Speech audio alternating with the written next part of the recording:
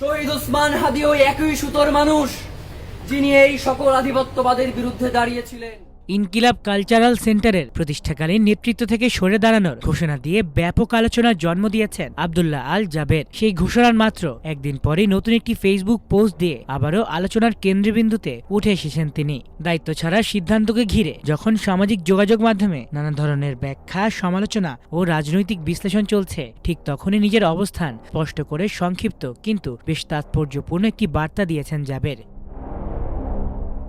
নিজের ফেসবুক পোস্টে আব্দুল্লাহ আল জাবের লিখেছেন, দিল্লির সেবাদাসদের খুশি হওয়ার কারণ নেই। ইনকিলাব কালচারাল সেন্টার ছেড়েছি, ইনকিলাব মঞ্চ নয়। আজাদির এই লড়াইকে কোনোভাবেই থামানো যাবে না। জাবেরের এই বক্তব্য প্রকাশের পরপরই তা সামাজিক যোগাযোগ মাধ্যমে দ্রুত ছড়িয়ে পড়ে। অনেকেই তার পোস্টটি শেয়ার করে বিভিন্ন ধরনের মন্তব্য করেছেন। কেউ এটিকে তার রাজনৈতিক অবস্থানের পুনর্ব্যক্তি হিসেবে দেখছেন, আবার কেউ মনে করছেন দায়িত্ব ছাড়ার পর নিজের অবস্থান নিয়ে তৈরি হওয়া বিভ্রান্তি দূর করতেই তিনি এই বার্তা দিয়েছেন।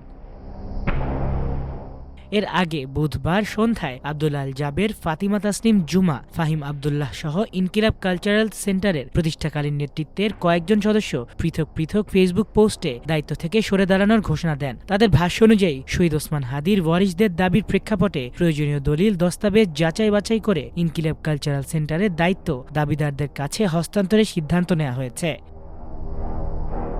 নিজের সেই পোস্টে আব্দুল্লাহ আল জাবের জানিয়েছিলেন, শহীদ ওসমান হাদি জীবিত থাকতেই ইনকিলাব কালচারাল সেন্টারের জন্য একটি ট্রাস্ট গঠনের উদ্যোগ নিয়েছিলেন। তবে শাহাদাতের আগে সেই প্রক্রিয়া শেষ করে যেতে পারেননি। পরবর্তীতে ওয়ারিশ সংক্রান্ত বিষয়টির সমাধান এবং ট্রাস্ট গঠনের চেষ্টা করা হলেও বিভিন্ন জটিলতার কারণে সেটি আর বাস্তবায়ন সম্ভব হয়নি। তিনি আরও উল্লেখ করেন, প্রতিষ্ঠা লগ্ন থেকেই ইনকিলাব কালচারাল সেন্টারকে জনতার আমানত হিসেবে বিবেচনা করা হতো। গত কয়েক মাস ধরে একদিকে ওয়ারিশ সংক্রান্ত জটিলতা নিরসনের চেষ্টা চলেছে, অন্যদিকে প্রতিষ্ঠানটির বিভিন্ন সাংস্কৃতিক ও উৎপাদনশীল কার্যক্রম চালিয়ে নেয়ার উদ্যোগও নেওয়া হয়েছিল। কিন্তু সময়ের সঙ্গে পরিস্থিতি আরও জটিল হয়ে ওঠায় শেষ পর্যন্ত দায়িত্ব হস্তান্তরের সিদ্ধান্ত নিতে হয়েছে। একই ধরনের বক্তব্য দেন প্রতিষ্ঠাকালীন নেতৃত্বের অন্য সদস্যরাও। ফাহিম আব্দুল্লাহ বলেন, সাধারণ মানুষের প্রত্যক্ষ পরোক্ষ সহযোগিতায় ইনকিলাব কালচারাল সেন্টার পরিচালিত হয়েছে এবং যে আদর্শিক লড়াইয়ের অংশ হিসেবে তারা যুক্ত হয়েছিলেন, সে লড়াই যাতে ক্ষতিগ্রস্ত না হয় সে কারণে এতদিন বিষয়টি নিয়ে প্রকাশ্যে কিছু বলেননি। তবে বর্তমান পরিস্থিতিতে আইনি ওয়ারিশ দাবিদারদের কাছে দায়িত্ব হস্তান্তর করাকেই তারা সবচেয়ে উপযুক্ত সিদ্ধান্ত বলে মনে করছেন। অন্যদিকে ফাতিমা তাসনিম জুমা তার ফেসবুক পোস্টে উল্লেখ করেন, বাংলাদেশপন্থী সাংস্কৃতিক চর্চার লক্ষ্য নিয়েই তিনি ইনকিলাব কালচারাল সেন্টারের সঙ্গে যুক্ত হয়েছিলেন। শহীদ ওসমান হাদির শাহাদাতের পর থেকেই ওয়ারিশ সংক্রান্ত নানা জটিলতা তৈরি হয়। ট্রাস্ট গঠনের উদ্যোগ নেওয়া হলেও সেটি শেষ পর্যন্ত বাস্তবায়ন সম্ভব হয়নি। সাম্প্রতিক সময় এই বিষয়ে বিভিন্ন আলোচনা, অপপ্রচার ও মানহানিকর মন্তব্য পরিস্থিতিকে আরও জটিল করে তুলেছে বলেও তিনি দাবি করেন।